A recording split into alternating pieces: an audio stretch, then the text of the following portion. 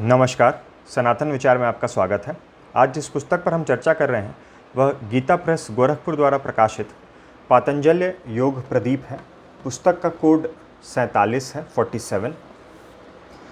कुल पृष्ठ इसमें 720 है और मेरे पास जो प्रति है उसका मूल्य 225 रुपये।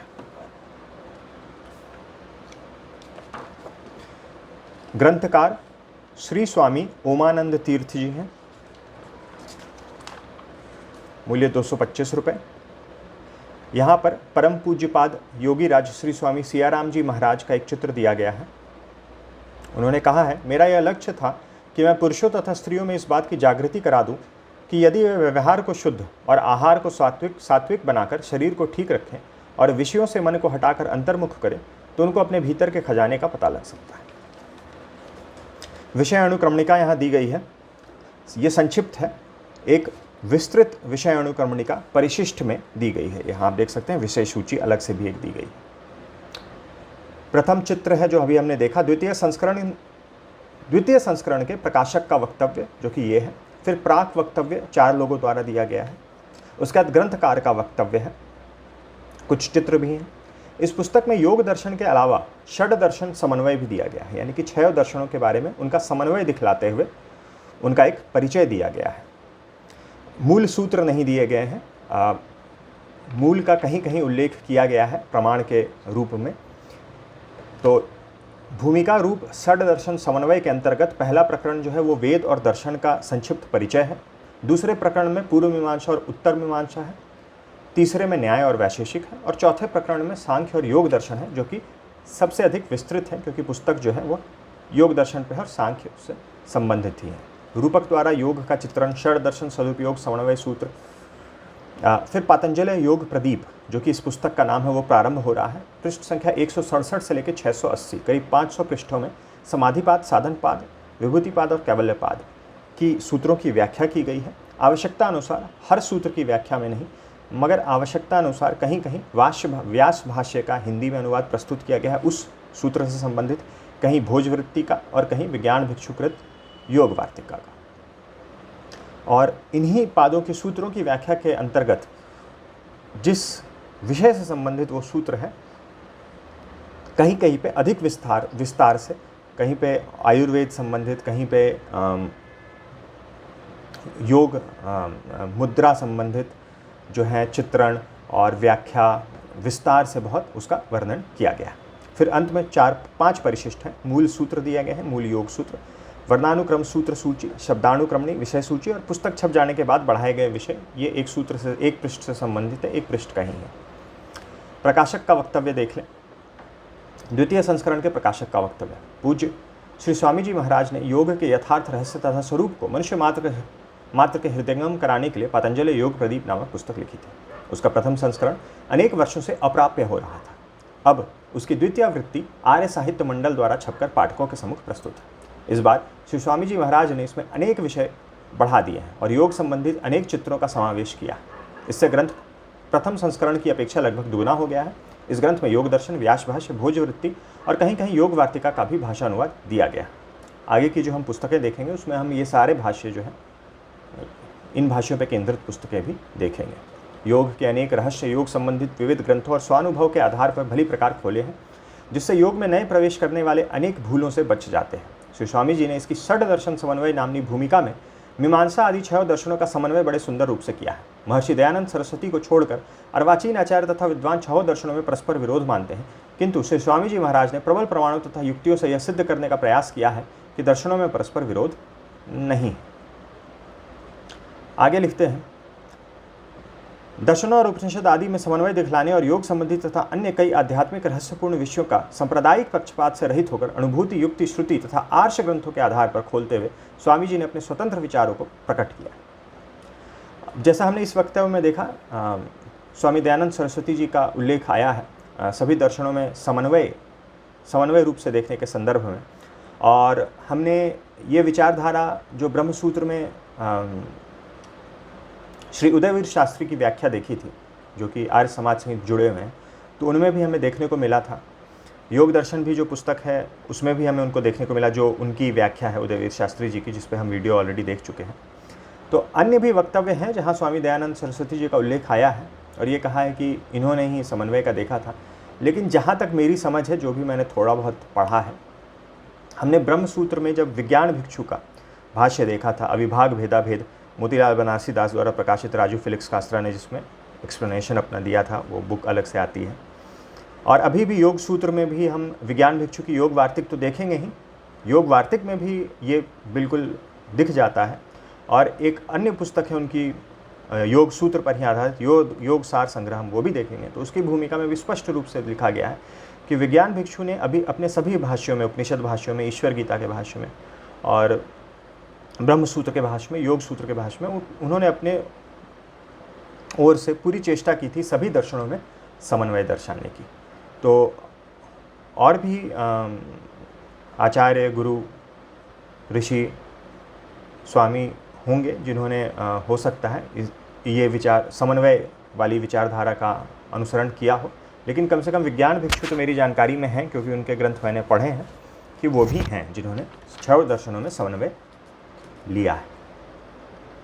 अब प्रथम प्राक वक्तव्य में ये 1, 2, 3, 4 लोगों ने वक्तव्य दिए हैं। इसके कुछ अंश जिससे आपको पुस्तक के बारे में और पुस्तक की रचना किस प्रकार से हुई उसके बारे में थोड़ी बहुत जानकारी प्राप्त हो जाए। पतंजलि योग प्रदीप का महत्व इसी में है कि इसकी रचना एक ऐसे विशिष्ट व्यक्ति ने की है जिन्होंने जीवन की प्रयोगशाला में इस कला का अभ्यास किया है। ऐसी व्याख्या के एक एक शब्द का महत्व होना चाहिए। ग्रंथकर्ता ने अपने अनुभव के आधार पर न केवल सूत्रों की विशद व्याख्या ही लिखी है, किंतु योग मार्ग के यात्री को जिस जिस बात के जानने की आवश्यकता हो सकती है उसको बतलाने का प्रयत्न किया है। दार्शनिक जिज्ञासुओं के लिए दार्शनिक समन्वय की विद्वतापूर्ण व्याख्या भी इस ग्रंथ का एक विशेष महत्व है। इस संस्करण के व्याख्याकर्ता ने इस व्याख्या को सर्वथा सर्वांगपूर्ण बनाने की चेष्टा की है। इसके लिए हम सबको उनका आभारी होना चाहिए। आशा है जिज्ञासु जन इस संस्करण का पूर्ण सदुपयोग करेंगे। फिर यहाँ कुछ ग्रंथ का बैकग्राउंड है। प्रवचन समाप्त होने पर लाला रघुवर दयाल जी की इच्छा हुई कि जनता की जानकारी के लिए योग दर्शन के सिद्धांत बहुत संक्षिप्त रूप में जनता के समक्ष रखे जाए। अतः उन्होंने एक छोटी सी पुस्तक लिखी और उस पुस्तक को श्री स्वामी जी महाराज की ओर से छपवाने का विचार प्रकट किया। स्वामी जी ने कहा कि इससे कुछ लाभ ना होगा, अच्छा तो यह होगा कि पुस्तक पर्याप्त विस्तृत हो।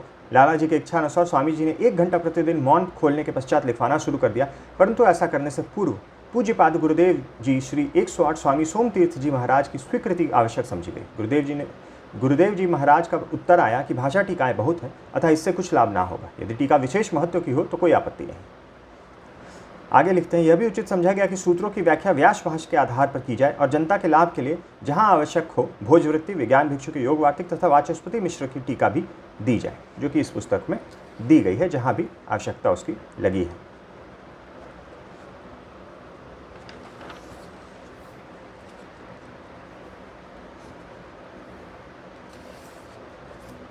फिर यहाँ भी वही बात लिखी गई है कि योग सूत्र का भावार्थ व्यास भाष्य तत्ववैशारदी, वाचस्पति मिश्रा की तत्ववैशारदी, भोजवृत्ति, राजमार्तंड और योग वार्तिक के अनुसार विस्तृत रूप से हिंदी में संकलित किया जाए।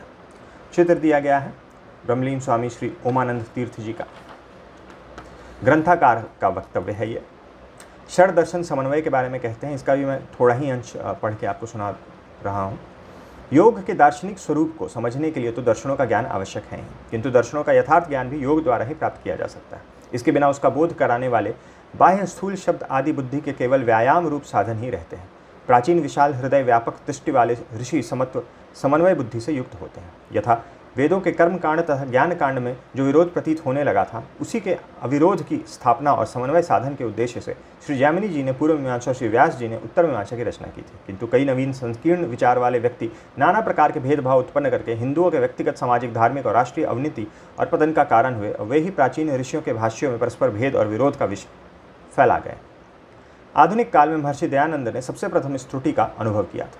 तो इन्होंने स्पष्ट लिखा है कि आधुनिक काल में महर्षि दयानंद ने सबसे प्रथम इस त्रुटि का अनुभव किया था। गीता तो सांख्य योग का ही मुख्य ग्रंथ है। प्रथम संस्करण की अपेक्षा दूसरे संस्करण में षड दर्शन समन्वय द्विगुणित हो गया है, क्योंकि दर्शनों के वास्तविक स्वरूप को विस्तार के साथ दिखलाने तथा नाना प्रकार की प्रचलित शंकाओं का संतोषजनक समाधान करने का इसमें पूरा यत्न किया गया है। फिर जैसा मैंने पहले बताया, किन्हीं किन्हीं सूत्रों के अंदर कुछ विषयों पे अधिक विस्तार से टिप्पणी की गई है, तो यहाँ उसी का उल्लेख किया गया है। समाधिपाद सूत्र 18 के विशिष्ट विवरण में योग की 4 भूमियों वितर्क, विचार, आनंद, अस्मिता तथा विवेक ख्याति पर वैराग्य, असंप्रज्ञात, असमाधि और कैवल्य तथा उनके अंतर्गत चंद्रलोक, सूक्ष्मलोक, आदित्य लोक, कारण जगत, क्रम मुक्ति, सद्योग मुक्ति और अवतार आदि का भी वर्णन आवश्यक समझा गया है। फिर यहाँ लिखते हैं साधन सूत्र 17, 26, 29 की टिप्पणियों में वैदिक दर्शनों के 4 प्रतिपाद्य विषयों का बौद्ध दर्शन के 4 आर्य सत्यों के साथ, योग दर्शन के अष्टांग योग का बौद्ध दर्शन के अष्टांगिक मार्ग के साथ तथा योग के 5 यमों का बौद्ध दर्शन के पंचशील के साथ समन्वय दिखलाते हुए बौद्ध धर्म के इन विषयों पर यथोचित प्रकाश डाला गया है तथा जैन धर्म में जो 5 यमों के 5 महाव्रतों के नाम से जैन धर्म का आधारशिला रूप माना है, उनको भी इन्हीं की प्राकृत भाषा में अर्थ सहित दिखला दिया गया। योग वार्तिक के संदर्भ में एक टिप्पणी है। योग वार्तिक का जो किंचित बड़ा और गूढ़ विषयक है, योग वार्तिक जो किंचित बड़ा और गूढ़ विषयक है, केवल उच्च श्रेणियों के पाठकों के लिए है। इन टिप्पणियों को यदि चाहें तो स्वेच्छानुसार छोड़ सकते हैं। जैसे कोई सूत्र दिया गया है, उसकी व्याख्या दी गई है, फिर जहाँ भी आवश्यकता लगी वहाँ व्यास भाष्य की हिंदी में अनुवाद दे दिया गया है अलग से सब हेडिंग के साथ कि इस सूत्र का व्यास भाष्य ये है।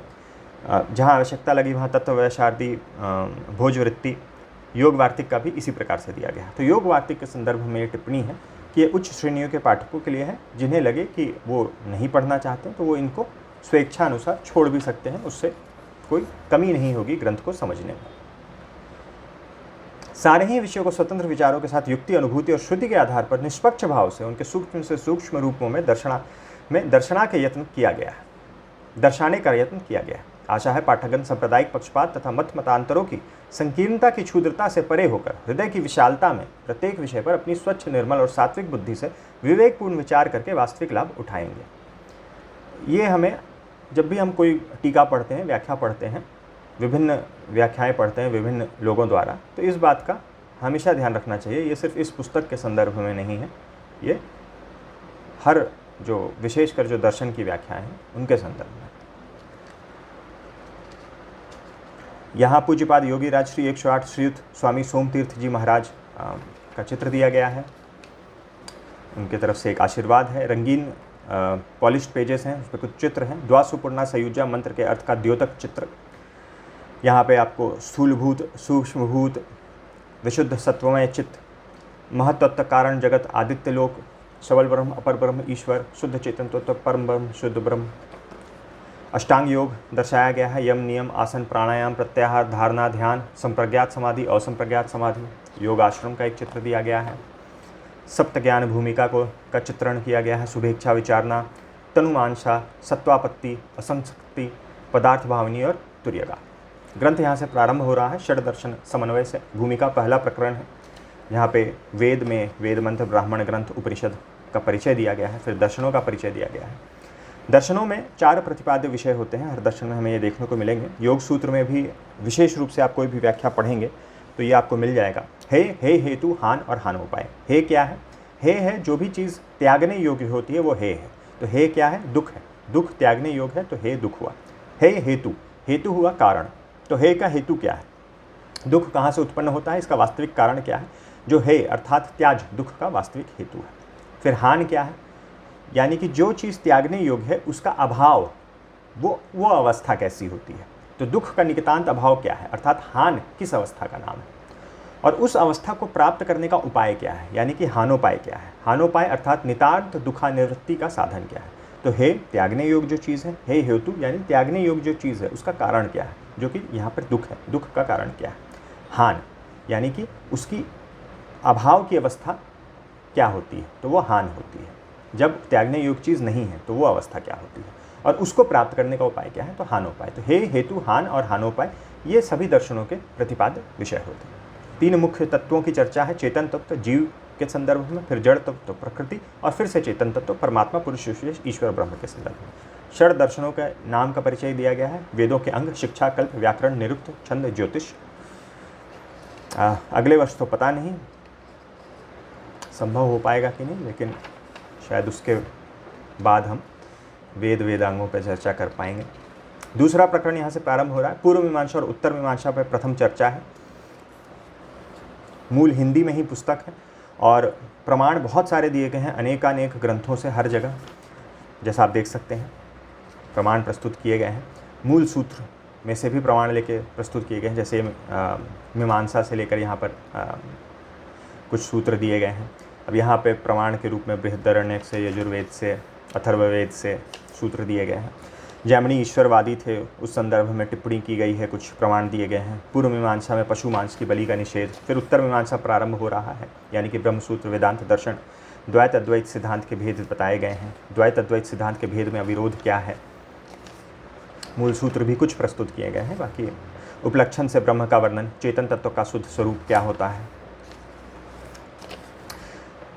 ब्रह्म सूत्र में योग साधन की शिक्षा जो दी गई है। वेदांत पर भाष्यकार आचार्यों के नवीन संप्रदाय, द्वैत, विशिष्टाद्वैत, द्वैत, शुद्धाद्वैत, द्वैताद्वैत, इस प्रकार से दिया गया है। ब्रह्म सूत्र भाष्यकार श्री स्वामी शंकराचार्य का द्वैत सिद्धांत, उसका परिचय दिया गया है। शंकर के निर्विशेष अद्वैत सिद्धांत और सांख्य योग के द्वैत सिद्धांत की तुलना की गई है। यहाँ पे श्री रामानुजाचार्य कृत विशिष्ट अद्वैत सिद्धांत का परिचय, मध्वाचार्य कृत द्वैत सिद्धांत का परिचय, श्री वल्लभाचार्य कृत शुद्धाद्वैत सिद्धांत का परिचय और श्री निम्बरकाचार्य कृत अद्वैत सिद्धांत का परिचय।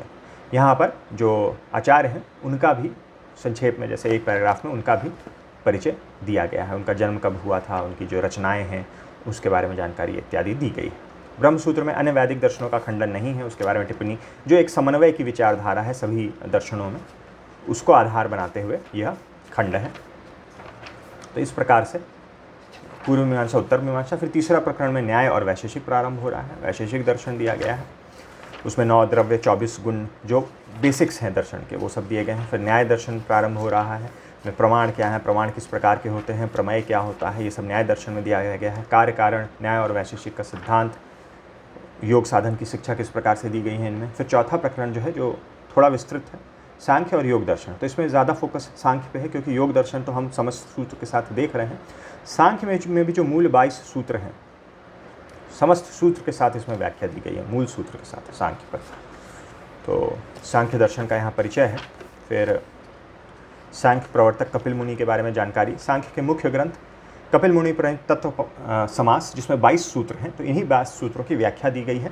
कई सारी व्याख्याओं में श्री ईश्वर कृष्ण प्रणीत सांख्य कारिका के भी मूल सूत्रों का उल्लेख किया गया है, कुछ में नहीं भी किया गया है। फिर आगे पंचशिखाचार्य के सूत्र, ये अब ओरिजिनल में उपलब्ध नहीं है, लेकिन व्यास भाष्य के अंतर्गत कई जगहों पे इन सूत्रों का उल्लेख किया गया है। तो उन उल्लिखित जो सूत्र हैं उनकी संख्या लगभग 21 है। तो ये 21 सूत्र पंचशिखाचार्य के उस भाष्य के माध्यम से प्राप्त होते हैं। जब अभी अगली पुस्तक जो हम देखने वाले हैं, काफ़ी विस्तृत क्रिटिकल एडिशन है वो, व्यास भाष्य, तत्वव्यासार्दी और योग वार्तिक का, तो उसमें भी कई जगहों पे हमें स्पष्ट रूप से दिख जाएगा पंचशिखाचार्य के सूत्रों का उल्लेख। वार्षगण्य आचार्य प्रणीत षष्ठी तंत्र, ये एक सांख्य योग का ग्रंथ है, जिसमें 60 परिच्छेद होने के कारण इसका नाम षष्ठी तंत्र है। 60 प्रधान विषयों की व्याख्या होने के कारण इसका नाम षष्ठी तंत्र है। इसका भी उल्लेख है उस पुस्तक में। ये भी पुस्तक अब उपलब्ध नहीं है, ये ग्रंथ भी नहीं मिलता है। सांख्य सप्तति, सांख्य कारिका, सांख्य तत्कौमुदी, जयमंगला, माठरवृत्ति, गौड़पाद भाष्य, युक्ति दीपिका, चंद्रिका, सांख्य प्रवचन भाष्य, विज्ञान भिक्षु द्वारा, ये सभी ग्रंथ जब हम सांख्य दर्शन देखेंगे तो उसमें इस पर चर्चा करेंगे। इस वर्ष तो नहीं, अगले वर्ष शायद। यहाँ से जो कपिल मुनि प्रणीत तत्व समास, प्राचीन सांख्य दर्शन की व्याख्या, प्रथम सूत्र और उसकी व्याख्या प्रारंभ हो जा रही है। मूल सूत्र दिया गया है और फिर विस्तार से उसकी व्याख्या दी गई है।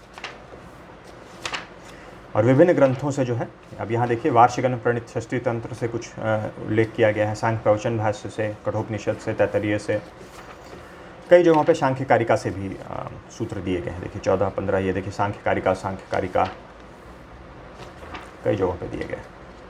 तो इसकी जब व्याख्या समाप्त होती है, योग दर्शन, योग का वास्तविक स्वरूप, ये षड दर्शन समन्वय के अंतर्गत ही योग दर्शन है। अभी पातंजल योग प्रदीप नहीं प्रारंभ हुआ है। रेखा चित्र दिया गया है, रूपक द्वारा योग का चित्रण, रूपक द्वारा योग का स्वरूप। योग दर्शन के 4 पाद हैं, परिचय उनका दिया गया 195 सूत्र, समाधि पाद में 51, साधन पाद में 55, विभूति पाद में 55, कैवल्य पाद में 34। फिर चारों पादों का यहाँ पे परिचय दिया गया है। दृश्य का स्वरूप, दृष्टा का स्वरूप, दृश्य का प्रयोजन, जो कॉन्सेप्ट्स हैं, जिन जो आधार हैं एक तरह से दर्शन के, उनको समझाया गया है। फिर हर पाद का परिचय है, विभूति पाद, कैवल्य पाद। योग दर्शन भाष्य तथा वृत्ति आदि की जानकारी दी गई है। व्यास भाष्य, तत्वव्यासार्दी, योग वार्तिक, योग सार, राजमार्तंड, ये सब मुख्य हैं। इनके अलावा भी हैं कई, सभी को हम इन सभी पे आधारित पुस्तकें हम देखेंगे। पूज्यपाद 108 श्री स्वामी सोमतीर्थ जी महाराज प्रणीत षड दर्शन सदुपयोग समन्वय सूत्र, उन्होंने कुछ 16 सूत्र बनाए थे, ये उन्हीं पे आधारित थे। और यहाँ से मूल पुस्तक प्रारंभ हो रही है, पातंजलि योग प्रदीप समाधिपाद।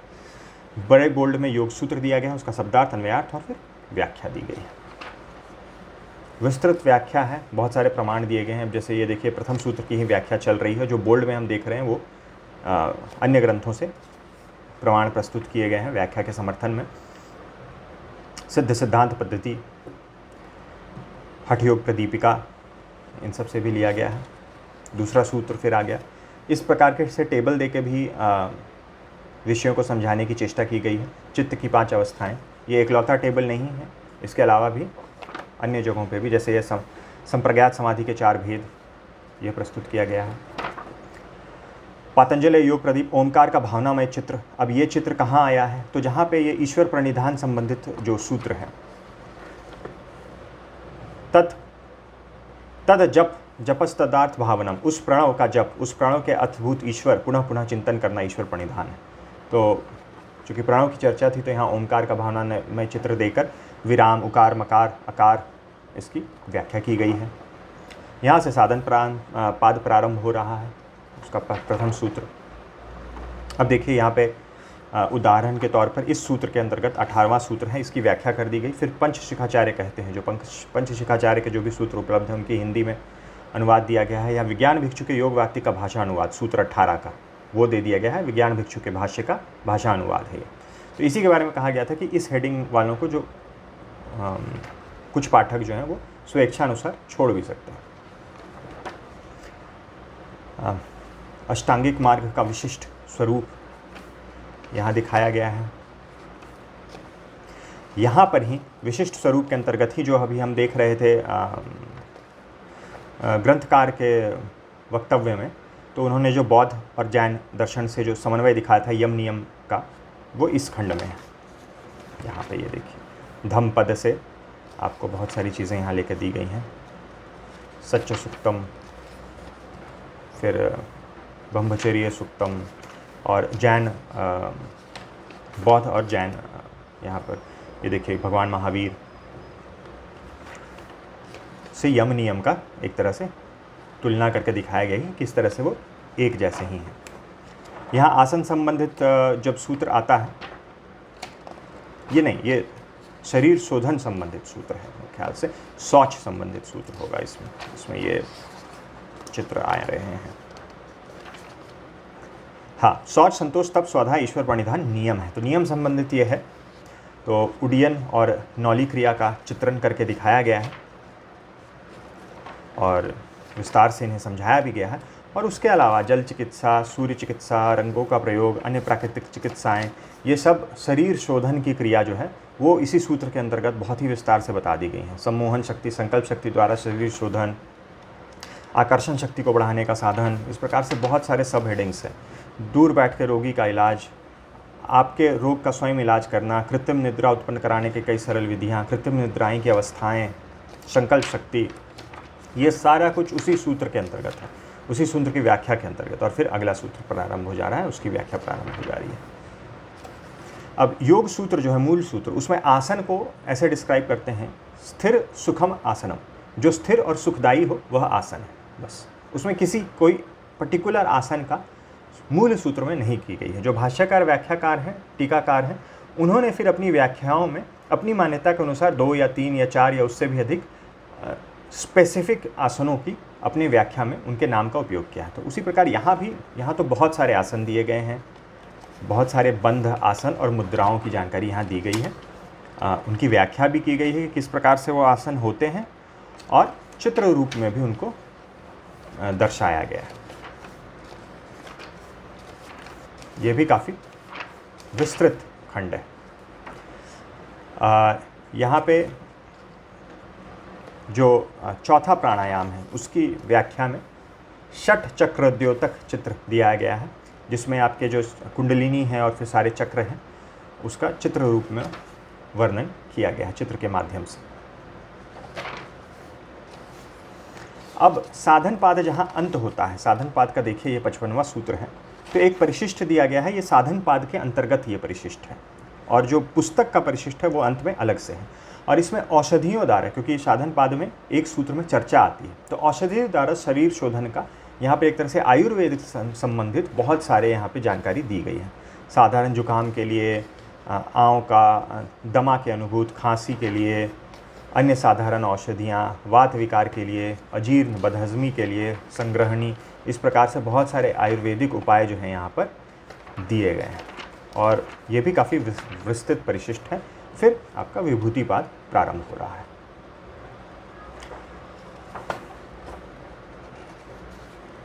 यहाँ पे तांत्रिक साधनों से संबंधित कुछ उनकी आलोचना की गई है इस परिशिष्ट में। इसमें परिशिष्ट नहीं है ये, इस विशेष वक्तव्य में, जो कि उस संयम का भूमियों में विनियोग करना चाहिए। ये विभूतिपाद के अंतर्गत है इसमें। अब यहाँ भी देखिए एग्जाम्पल में व्यास भाष्य का भाषानुवाद दिया गया है। इस सूत्र का जो मूल भाष्य व्यास भाष्य उसका भाषानुवाद, योग वार्तिक का भाषानुवाद यहाँ प्रस्तुत किया गया है। यहाँ भी भोजवृत्ति का भाषानुवाद व्यास भाष्य का। तो हर सूत्र में नहीं है कि ये सभी जो भाष्य हैं उनका भाषानुवाद दिया गया है, आवश्यकता अनुसार कहीं पे किसी एक का ही दिया गया है, कहीं पे 2 का, कहीं पे 3 का। यहाँ विज्ञान भिक्षु का भाषानुवाद।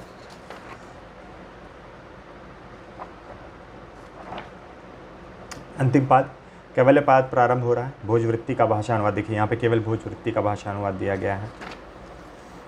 भोजवृत्ति का भाषानुवाद, भोजवृत्ति का भाषानुवाद। यहाँ भोजवृत्ति का भाषानुवाद हमें थोड़ा अधिक देखने को मिलता है। इसमें देखिए, इसमें किसी का भी भाषानुवाद नहीं दिया गया है, केवल ग्रंथकार का ये है और व्यास भाष्य का एक छोटा सा यहाँ अंश कोट किया गया है। तो इस प्रकार से पृष्ठ संख्या 680 पे ये पुस्तक जो है समाप्त होती है। 680 पे समाप्त। यहाँ से परिशिष्ट प्रारंभ हो रहा है। प्रथम परिशिष्ट में मूल सूत्र दिए गए हैं, तो ये तत्व समास सांख्य के जो 22 सूत्र हैं वो दिए गए हैं। फिर पातंजलि योग सूत्र प्रारंभ हो रहा है। समाधि पाद के 51, साधन पाद के 55, विभूति पाद के 55 और कैवल्य पाद के 34 सूत्र दिए गए हैं। तो मूल जो सूत्र है ये तत्व समास सांख्य सूत्र, और वो बस इतने ही हैं। इसके अलावा आप जो भी पढ़ते हैं, या तो इसका अनुवाद होगा, अनुवाद भी बहुत ज़्यादा विस्तृत नहीं होगा अगर आप केवल अनुवाद पढ़ रहे हैं। कोई भी विस्तृत पुस्तक अगर आप पढ़ते हैं तो वो व्याख्याकार, भाष्यकार, टीकाकार के अंडरस्टैंडिंग के हिसाब से, उनके मत के हिसाब से, उनके सिद्धांत के हिसाब से होगा। तो इस बात का हमेशा ध्यान रखें दर्शनों का अध्ययन करते समय। फिर वर्णानुक्रम सूची दी गई है, उसके बाद एक शब्दानुक्रमणी दी गई है, और यहाँ पर आपकी आती है जो विस्तृत विषय सूची है। अगर कोई एक विषय टॉपिक आप ढूंढ रहे हो तो इस विषय सूची में आसानी से मिल जाएगी। काफ़ी विस्तृत विषय सूची है, सभी विषयों को कवर कर रही है। और अंत में ये पुस्तक के छप जाने के बाद बढ़ाए गए विषय पृष्ठ संख्या 27 के ऊपर से चौथी पंक्ति के पश्चात यह इन्होंने ऐड किया है, अधिक एक्सप्लेनेशन। तो ये थी कुछ जानकारी गीता प्रेस गोरखपुर द्वारा प्रकाशित पातंजलि योग प्रदीप पुस्तक के बारे में। वीडियो देखने के लिए बहुत बहुत धन्यवाद। मिलते हैं अगले वीडियो में।